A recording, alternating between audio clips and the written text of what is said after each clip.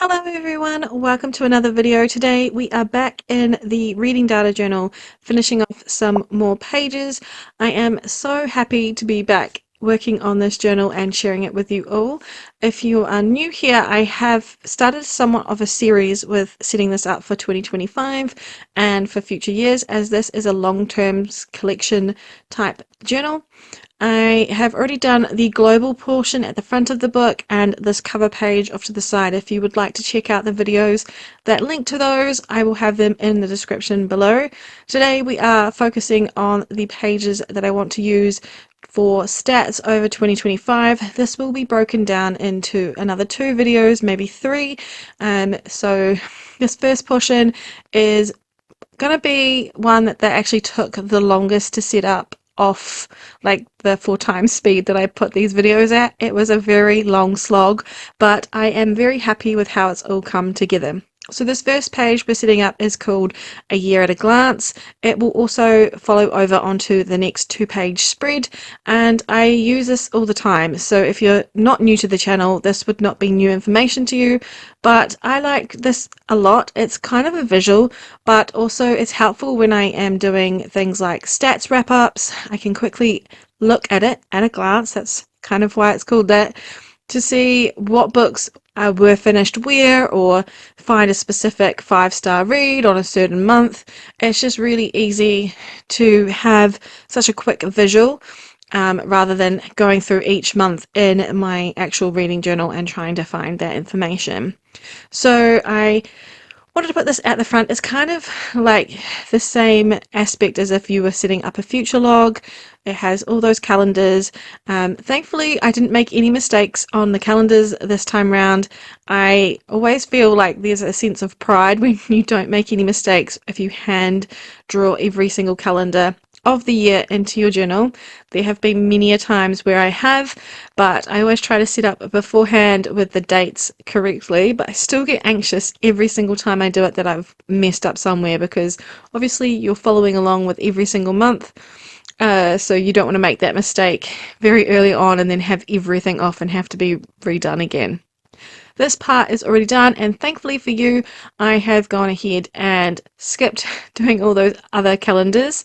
So I keep it very blank right now because obviously this is going to house a lot of information when I start using it, but I'm just going to go through and add the rest of the calendar titles on and another header up the top here.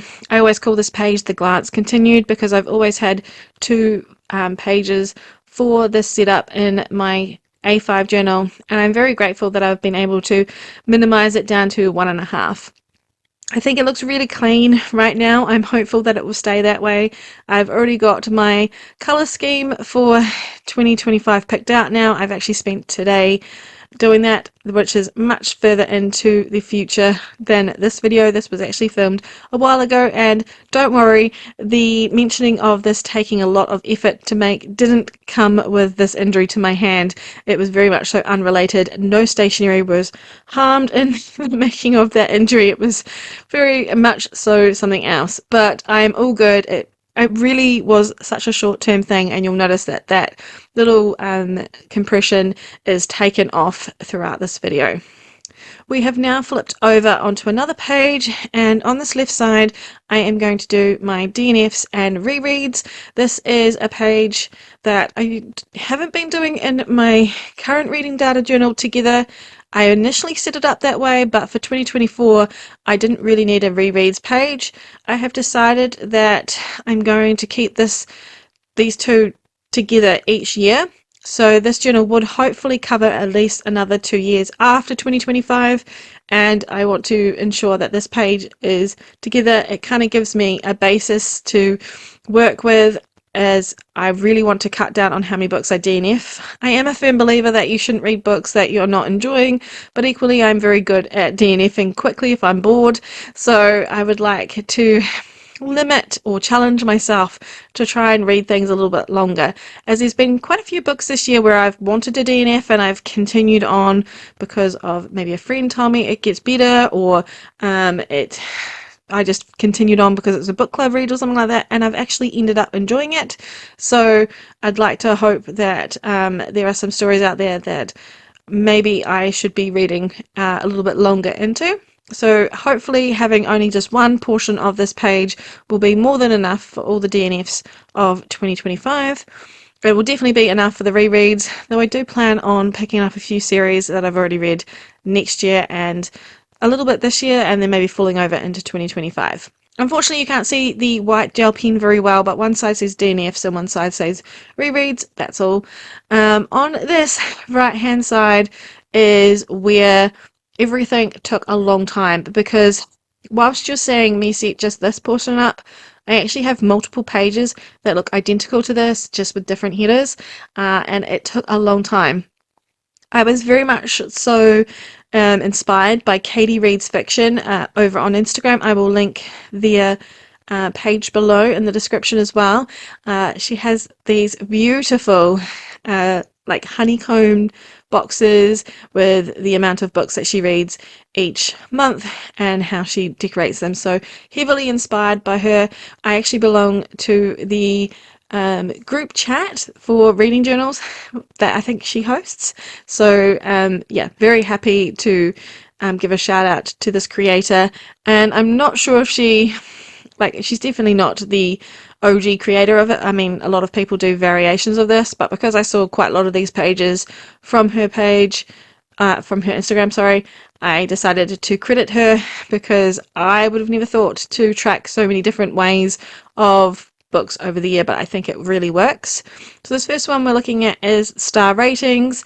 I kind of do this already, and it will be a little bit repetitive for me, but I'm happy to do it in this segment in this journal. So I do come back in another video with all the color coding.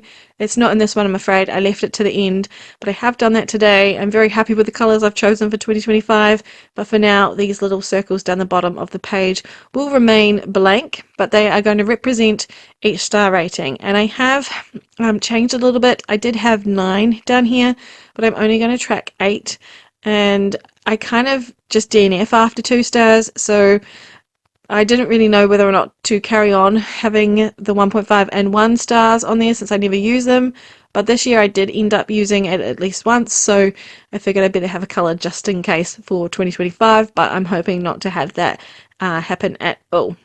This next page, obviously, thankfully, everything's already set up.